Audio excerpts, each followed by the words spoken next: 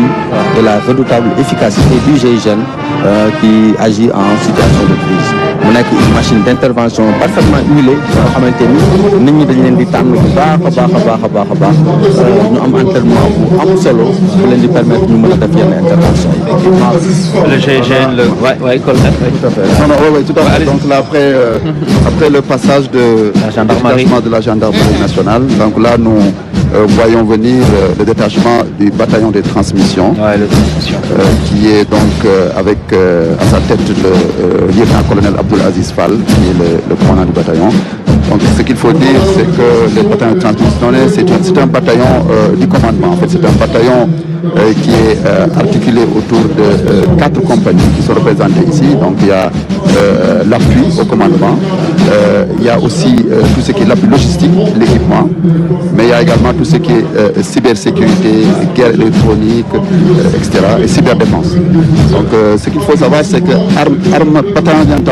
bataillon des transmissions, mooy vraiment bataillon bi nga xamante ne moo yor lépp lu jëm ci wàllu lëkkaloo ci diggante unité yi ci intervention yi maanaam ci chef bi su bëggee wax ak ay unité yi nga xamante ne ñu ngi ci terrain bi nekk ci moom mu nekk état-major bi mu bataillon des transmissions ci ñi lay jaar ñoom ñoo yor jumtuwaay yi nga xamante ne ñooy def lëkkaloo boobu ba pare tamit bataillon bu am solo la ci wàllu thème bi souveraineté parce que ñoom ñoo yor lépp lu jëm ci wàllu xarale yi jëm ci wàllu informatique cybersécurité cyberdéfense dégg nga fii nag am nañ fi ay officiers ay sous-officiers yu xarañ yoo xamante ne ñu formé ci wàllu yooyu ci wàllu guerre électronique ci wàllu cybersécurité dégg nga ci wàllu cyberdéfense. Donc le bataillon des transmissions qui joue un rôle essentiel, comme l'a dit le capitaine de vaisseau, donc Ibrahima Sow, le rôle de transmission, de coordination de l'action militaire sur le terrain pour une communication très fluide, donc des différentes unités d'élite en termes d'opération. C'est ça, moo tax ñu leen di woowee l'arme du commandement. L'arme du commandement parce que c'est l'outil du commandement, c'est l'outil du chef. C'est l'outil qui lui permet de communiquer avec ses subordonnés, c'est l'outil qui lui permet de donner les ordres. Même ci terrain bi par exemple boo jëlee par exemple chef de section bi déployer ay unités yu bëri ay groupes am ci biir ci espace bu yaatu. xam nga dafay laaj nga coordonné ak ñoom dina wax jaar leen fii def leen lii tiré leen bu leen tiré. donc vraiment loolu boo ko amul rek amuloo daanaka li nga soxla léegi nag ñu ngi jëm ci détachement du bataillon des blindés. waaw le bataillon des blindés comme on dit. waaw voilà bataillon des blindés nag aussi ki koy commandé mooy lieutenant-colonel Bou Keita. Waaw, c'est un détachement nag également qui est constitué de 3 escadrons de combat donc avec un détachement logistique. Donc il est entièrement équipé de nouveaux engins qui sont des engins blindés roues canons qui sont des PTL donc qui matérialisent vraiment la montée en puissance des forces terrestres. Donc vous voyez le chef de corps qui passe son salut au chef de l'État. Voilà.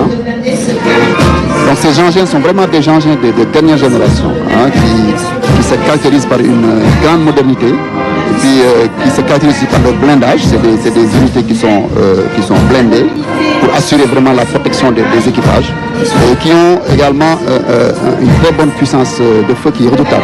Ils sont armés de canons de 105 mm. Donc voilà, et puis ils assurent vraiment une grande mobilité maanaam mouvement yi nga xamante ne troupe dañ ko war a def ci terrain bi ñoom dañu am mobilité dañu déplacé wu rapidement donc ñoom seen rapidité vraiment lañ leen di ràññee te itamit ñoom bu ñu intervenir ci champ de bataille rek dañu indi impact psychologique bu fort ci ennemi bi. dañoo indi impact psychologique bu fort ci ennemi bi ndax déstabiliser ndax seen rapidité ndax seen puissance au canon yi nga xamante ne moom la ñu jëfandikoo waaw. En tout cas, on note au passage aussi cette modernisation uniforme dans tous les états-majors, l'armée de terre, la marine nationale, donc l'armée de l'air. Cette modernisation véritablement est commune. Gis nga li baptême yi ñuy nga gis ci engins yi. tur yi ñuy jox ni ay tur la yoo xamante ne engin bu nekk dafa am turam. nañ ci tur yoo xamante ne dafay dellu ci voilà day dellu ci. Mindis waaw gis nga canon 105 bi noonu. Mam Mindis mooy boo demee ay Sine. Voilà. Donc terroir, c'est les terroirs. Kadialor, c'est les terroirs. C'est les terroirs. Voilà, ñoom la. Parce que l'armée nation. mooy armée nation et puis aussi xam nga boo jëlee jumtuwaay armée maanaam muy char wala muy bateau wala muy dara dafa mel ni rek portion territoire Sénégal nga nekk maanaam boo ci nekkee dafa doon loo xamante ne dafa yow engin bi nga nekk wala bateau bi nga nekk dafay mel ni rek yaa ngi foofu mais loolu laa bëggoon a souligner par exemple da ngay nekk fu mel ni Waalo day mel ni yaa ngi Waalo ndaxte fa loolu la donc véritablement c'est le concept armée nation qui est matérialisé. Allez-y, capitaine. Tout à fait. Donc là, après, on est toujours le bataillon de blindés. On va bientôt voir venir le bataillon de l'artillerie. Donc, le détachement du bataillon de l'artillerie. Donc, qui fête cette année, c'est 56 ans. Comme on dit, l'artillerie lourde, hein? Qui est commandé par le chef d'escadron Mohamed Moustapha Sen. Donc, c'est vraiment la première unité d'artillerie qui a été créée en 1969, donc sous l'appellation de compagnie d'armes lourdes. À l'époque, c'est comme ça qu'on l'appelait. Compagnie d'armes lourdes. Compagnie d'armes lourdes, tout à fait. On parlait d'artillerie lourde. Mais c'est vraiment un bataillon qui a pour mission de coordonner l'ensemble des feux d'appui. C'est-à-dire, madame, xam nga bu fekkee fantassins dañu nekk ci kanam di xeex. artillerie moo nekk ci ginnaaw yor ay sox yu mag yoo xamante ne moom lay sànni ci ennemi bi ci kanam ak kanam. waaw ñoom nag dañu coordonné loolu maanaam fantassins yi bu ñu waree avancé dem ci ennemi bi. balaa ñuy dem ci ennemi bi. artillerie mooy ñi nga xam ñooy sox. canon yi xalal leen waaw xalal yen moom. mooy yu mel ni ay canon 155 yu mel ni canon 105. canon yegg 120 yëpp ñoom la ñuy utiliser pour xal yoon bi ci kanam. mën a avancer dem song yi ñi nga xam ne ñoom ñooy ennemi bi quoi. donc dafa am composante lu ñuy wax composante sol air nekk donc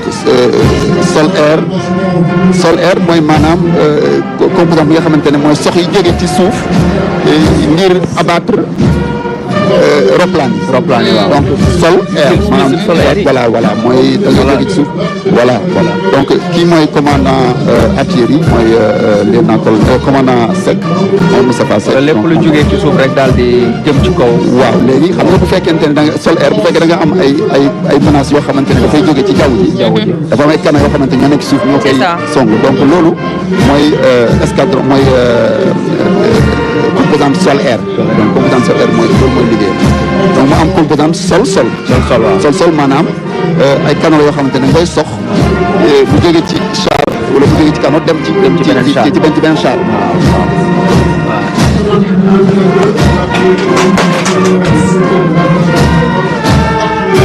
voilà donc véritablement cette montée en puissance est visible dans les armées. Tout à fait dans les armées. ñëpp composante sol air boo gisee mu yor nii genre lance missile la SAM maanaam c'est un missile portable. missile portable la rek. donc à courte portée boo xam ne soo ko yoree boo gisee hélicoptère bi romb boo xam ne ennemi la wala dara mën nga ko aji. ba am rayon d'action. sori boo xamante ne dina ko permettre mu toucher dégg nga hélicoptère wala avion yi nekk avec précision bien sûr avec voilà en basse altitude. Ça toujours on est avec les blindés. L'artillerie. Quand il toj noonu on est toujours avec le bataillon d'artillerie. C'est ça. kii beneen est-ce que kii mooy composante sol bi. waaw composante sol mooy défilé noonu.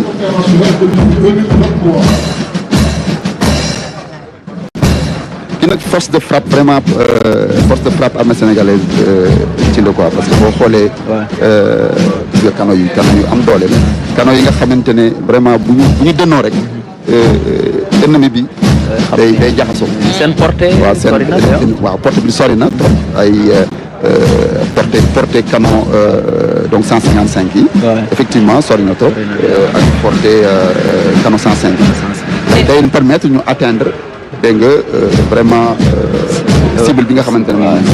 te jumtukaay yi tax na armée sénégalaise nekk armée boo xamante ne jox nañ ko gëdd respecté nañ ko trop même au-delà du continent ah. absolument les opérations. c'est ça absolument parce que boo xoolee équipement armée sénégalaise dafa nekk équipement yoo xamante ne vraiment dañ ko adapté ak suñu besoin. gis nga kii di ñëw nii kii nga gis muy romb nii mooy c'est les LRM les lance roquettes multiples. waaw LRM gis nga boo xoolee dafa mel ay canons yu bëree yu ñu boole. yii nii dafa am doole parce que bu soxandooyee rek dafay sànni ay sox yu bëree bëri ci moment bi. donc bu dalee ci zone ennemie bi vraiment day tas zone ennemie da koy déstabiliser. donc boo xoolee sox bu ci nekk rek da ciy génn li mooy LRM moo jox lance roquette multiple. Ah oui, véritablement les armées sénégalaises. Il y a 6 lanceurs boo xoolee il y en a 6 lanceurs. dégg nga boo xamante ne bu ci nekk lanceur bu ci nekk am na ay orifices yoo xam ne mooy yóbbu yëpp. mooy yóbbu sox bi daal sox bi voilà. waaye am na solo jumtukaay yu mel nii véritablement nga yor ko. waaw dafa am solo parce que artillerie appui dafa am solo maanaam xam nga fantassin bu nekkee ci kanam. unité yi nga xam ne dañoo nekk à pied nekk ci kanam di xeex di progresser. dégg nga bu ñu xamee ne artillerie ñu ngi seen gannaaw ñoom dañuy bu ñu soxlaa ne nañ leen appui ci kanam rek mooy appui artillerie ñooy xool ban position la ñu war a sox ñu envoyé fa ay sox. pour que fantassins yi ñoom it mën a avancer. Pour ça coordonne véritablement l'action militaire sur le théâtre d'opération. Toujours l'artillerie lourde qui occupe une place centrale. Voilà. Léegi nag on voit venir maintenant le détachement du génie. Le génie militaire. Donc aux ordres du lieutenant-colonel Abdou Biaye. Génie militaire moom vraiment bu ñu ko waxee rek xam nga mooy déjà lépp lu jëm ci wàllu mobilité dégg nga maam facilité mobilité troupe yi mais aussi mooy lépp lu war a jëm ay travaux mais surtout armée nation vraiment génie militaire boo xam ne ko ràññee ci wàllu boobu ak yeneen armée comme day taxaw askan bi waaw ak thème bi ndax voilà léeg-léeg sax nga gis